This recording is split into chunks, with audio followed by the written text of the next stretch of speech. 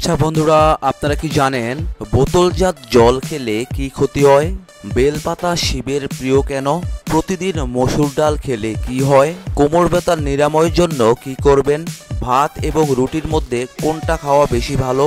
এমনই সব অজানা প্রশ্নের উত্তর জানতে হলে আমাদের ভিডিওটি স্কিপ না করে সম্পূর্ণ দেখুন। চলুন ভিডিওটি শুরু করা যাক। এক কাপ চায়ে কত মিলিগ্রাম ক্যাফিন পাওয়া যেতে পারে? 40 মিলিগ্রাম, 50 মিলিগ্রাম, 60 মিলিগ্রাম, 90 মিলিগ্রাম।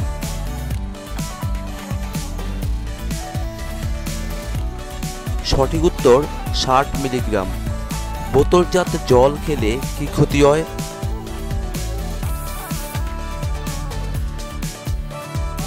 আমরা যে সাধারণ জল পান করে থাকি তাতে ক্যালসিয়াম, আয়রন, ম্যাগনেসিয়াম, পটাশিয়াম থাকে, আর এইসব উপাদান দেহের জন্য খুবই উপকারী। এইসব উপাদানগুলো বোতলজাত জলে খুব কম থাকে। বোতলজাত জল দীর্ঘদিন রাখার ফলে প্লাস্টিক দ্রবীভূত হয়ে যাওয়ার কারণে জলে প্লাস্টিক মিশে যায়, আর এর ফলে ক্যান্সার ও কিডনি রোগ সহ বিভিন্ন রোগ হতে পারে। তাই বোতলজাত জল প্রয়োজন হলে খাবেন, না হলে বোতলজাত জল খাবেন না। মাম্পিপক্সের নাম বদল করে কি রাখা হয়েছে? এমপক্স, এনপক্স, পিপক্স, সিপক্স।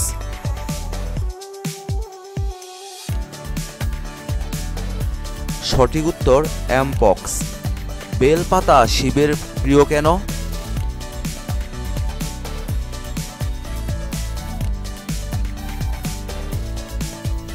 বেলপাতা শিবের অত্যন্ত প্রিয়। শাস্ত্রমতে বেলপাতা ছাড়া শিবের পূজা সম্পন্ন হয় না, তাই শিব পূজায় বেলপাতার বিশেষ মাহাত্ম্য রয়েছে। শিবলিঙ্গে এক ঘট জল ও বেলপাতা অর্পণ করলে ভোলানাথ শীঘ্র প্রসন্ন হন এবং নিজের ভক্তদের মনস্কামনা পূর্ণ করেন। বিশ্ব এইডস দিবস কবে পালিত হয়? 1 মার্চ, 1 জুন, 1 ডিসেম্বর, 1 জানুয়ারি।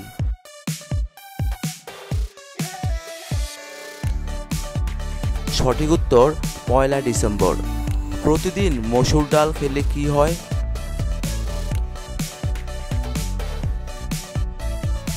এটি আপনার শরীরের কোলেস্টেরলের মাত্রা কমিয়ে হৃদরোগ এবং স্ট্রোকের ঝুঁকি কমিয়ে দিয়ে আপনার ধমনীকে পরিষ্কার রাখে। মসুর ডালের ফাইবারে অনেক উপকারিতা রয়েছে। এটি শরীরের চিনির পরিমাণ কমিয়ে ডায়াবেটিস নিয়ন্ত্রণ করে। তাছাড়া এটি উচ্চ রক্তচাপ কমাতেও গুরুত্বপূর্ণ ভূমিকা পালন করে।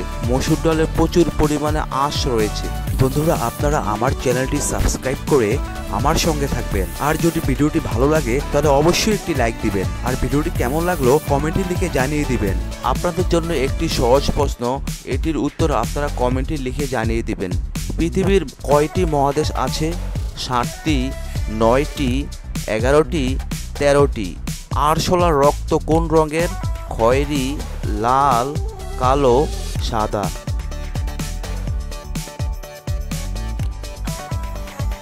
সঠিক উত্তর সাদা। পতঙ্গ শ্রেণীর প্রাণীদের রক্তে কোনো রঞ্জক পদার্থ না থাকায় এদের রক্ত বর্ণহীন এবং সাদা রক্ত। যেমন আরশোলা, ফড়িং, প্রজাপতি ইত্যাদি পতঙ্গ শ্রেণীর প্রাণীর রক্ত বর্ণহীন। ভাত এবং রুটির মধ্যে কোনটি খাওয়া বেশি ভালো? ভাত, রুটি, ভাত ও রুটি কোনোটিই নয়।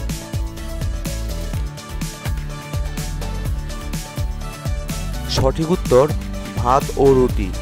ভাত ও রুটি দুটি রয়েছে প্রচুর ফলেট, যা নতুন কোষ গঠনে সাহায্য করে এবং রক্তে অক্সিজেন সরবরাহ করে।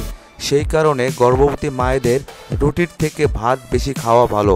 রুটি ও ভাতে আয়রনের পরিমাণ সমান হলেও ফসফরাস, ম্যাগনেসিয়াম ও পটাশিয়ামের পরিমাণ রুটির তুলনায় ভাতে কম। সব মিলে ভাত, রুটি দুটিতেই উপকার রয়েছে, আর চিকিৎসকরা মনে করেন ভাত ও রুটি মিশিয়ে খাওয়া উচিত। দুটি খাবারেই শরীরের কোনো না কোনো প্রয়োজন পূরণ করে। জলাতঙ্ক রোগ মূলত শরীরের কোন অংশকে ক্ষতি করে? স্নায়ুতন্ত্র, হৃৎপিণ্ড, পরিপাকতন্ত্র, রেচনতন্ত্র।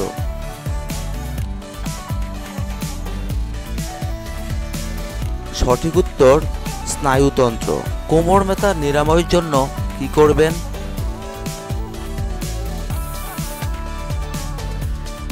কোমর ব্যথা এড়ানোর জন্য অবশ্যই সবাইকে সঠিক ভঙ্গিতে বসতে হবে।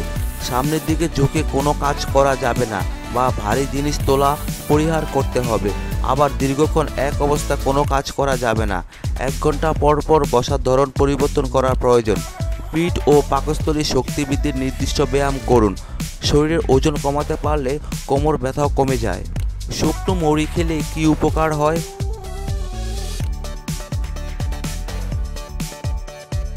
নিয়মিত মুড়ি খেলে দাঁত ও মাড়ি ভালো থাকে, কারণ মুড়িতে রয়েছে ক্যালসিয়াম, আয়রন ও ফাইবার যা হাড় শক্ত করে। এছাড়া মুড়িতে রয়েছে শর্করা যা প্রতিদিনের কাজে শক্তি যোগান দেয়। কম ক্যালোরির খাবার খাবেন, আবার পেটও ভরবে। যদি এমনটাই আপনার ইচ্ছা হয় তাহলে মুড়ি খেতে পারেন। কোন তেল মালিশ করলে পুরুষাঙ্গ মোটা ও শক্ত হয়? তিসির তেল, নিমের তেল, জোকের তেল, বাদাম তেল।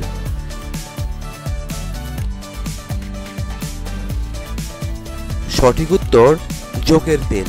বন্ধুরা, এতক্ষণ আপনারা আমার সঙ্গে থাকার জন্য আপনাদের সকলকে অসংখ্য অসংখ্য ধন্যবাদ। ভিডিওটি ভালো লাগলে অবশ্যই একটি লাইক দিবেন, আর কেমন হলো কমেন্টে লিখে জানিয়ে দিবেন। পরিশেষে বলবো, সবাই ভালো থাকুন, সুস্থ থাকুন।